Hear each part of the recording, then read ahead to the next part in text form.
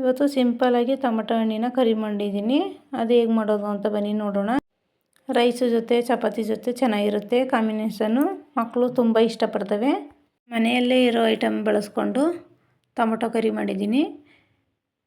ಒಂದು 5 ಟೊಮಟೊ ತೊಗೊಂಡಿದ್ದೀನಿ. ಮೊದಲು ಬಿಸಿನೀರು ಕಾಯೋಕ್ಕಿಟ್ಟಿದೆ. ಅದಕ್ಕೆ ಒಂದು 5 ನಿಮಿಷ ಬೇಯಿಸ್ಕೋಬೇಕು ಟೊಮಟೊ ಹಣ್ಣನ್ನ. ನೋಡಿ ಈ ಥರ ಬೇಯಬೇಕು. ಬೆಂದ ಮೇಲೆ ಸೋರಿಸ್ಬಿಟ್ಟು ನೀರು ಸಿಪ್ಪೆ ತೆಗಿಬೇಕು.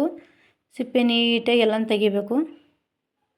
ತೆಗೆದ್ಬಿಟ್ಟು ಮಸಾಜ್ ಮಾಡ್ಕೋಬೇಕು. ಒಂದು ಸ್ವಲ್ಪ ಮಸಾಜ್ ಆಗಲಿಲ್ಲ ಅಂದರೆ ಮಿಕ್ಸಿಗೆ ಹಾಕೊಂಡು ಬೇಕಾದ್ರೆ ಗ್ರೈಂಡ್ ಮಾಡ್ಕೋಬೋದು. ನಾನು ಗ್ರೈಂಡ್ ಮಾಡ್ಕೊಂಡಿದ್ದೀನಿ ಒಂದು ಸ್ವಲ್ಪ.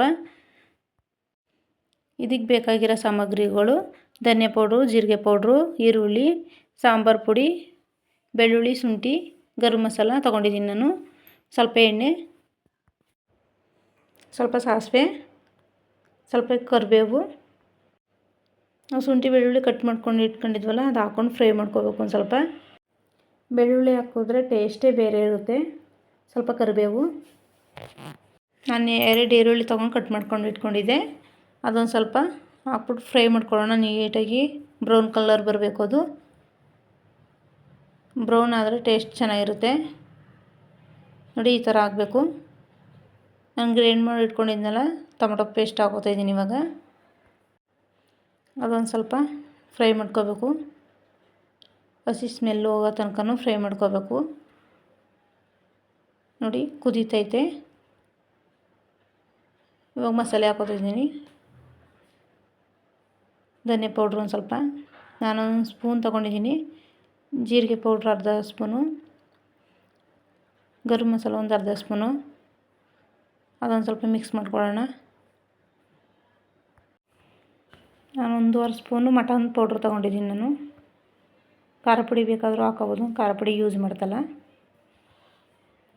ನೋಡಿ ಇಷ್ಟೊಂದು ಗಟ್ಟಿ ಆಯಿತು. ಗಟ್ಟಿ ಬೇಕು ಅಂದರೆ ಮಾಡ್ಕೋಬೋದು, ಇಲ್ಲಾಂದರೆ ಸ್ವಲ್ಪ ನೀರು ಹಾಕೋಬೋದು. ನಾನು ನೀರು ಹಾಕ್ಕೊಂಡಿದ್ದೀನಿ. ಒಂದು ಸ್ವಲ್ಪ ರುಚಿಗೆ ತಕ್ಕಷ್ಟು ಉಪ್ಪು. ಒಂದು 15 ನಿಮಿಷ ಬೇಯಕ್ಕೆ ಇಟ್ಬಿಡೋಣ. ನೋಡಿ ಈ ಥರ ಬೆಂದರೆ ಎಣ್ಣೆ ಬಿಟ್ಕೊಳ್ಳುತ್ತೆ. ಒಂದು 15-20 ನಿಮಿಷನೇ ಬೇಯಿಸ್ಕೋಬೇಕು. ಗಟ್ಟಿ ಬರೋ ತನಕನೂ ಅದು ಒಂದು ಸ್ವಲ್ಪ ಎಣ್ಣೆ ಬಿಟ್ಕೊಳ್ಳುತ್ತೆ ಬೆಂದರೆ. ನೋಡಿ ಬೇಯ್ತಾ ಬೇಯ್ತಾ ಬೇಯ್ತಾ ನೀಟಾಗಿ ಗಟ್ಟಿ ಬರುತ್ತೆ. ಅದು ಇನ್ನೂ ಗಟ್ಟಿ ಆಗುತ್ತೆ. ಫುಲ್ ಎಣ್ಣೆ ಬಿಡ್ಕೋಬೇಕು. ಈ ಥರ ಎಣ್ಣೆ ಬಿಟ್ಕೊಂಡ್ರೆ ಅದು ರೆಡಿ ಆಗೈತೆ ಅಂತ. ಚಪಾತಿ ಜೊತೆ ಬಿಸಿ ಅನ್ನದ ಜೊತೆ ತುಪ್ಪ ಹಾಕೊಂಡು ತಿಂದರೆ ತುಂಬ ಕಾಂಬಿನೇಷನ್ ಅದು. ನಾನು ರೈಸ್ಗೆ ಹಾಕೋತಾಯಿದ್ದೀನಿ. ಟೇಸ್ಟ್ ಹೆಂಗೈತೆ ಅಂತ ನೋಡೋಣ ಅಂದ್ಬಿಟ್ಟು. ಈ ರೆಸಿಪಿ ಇಷ್ಟ ಆಗಿದ್ದಲ್ಲಿ ಇವತ್ತಿನ ಸಬ್ಸ್ಕ್ರೈಬ್ ಮಾಡಿ, ಕಮೆಂಟ್ ಮೂಲಕ ತಿಳಿಸಿ. ಟೇಸ್ಟ್ ಹೆಂಗೈತೆ ಅಂತ ಹೇಳಿ, ಶೇರ್ ಮಾಡಿ, ಲೈಕ್ ಕೊಡಿ.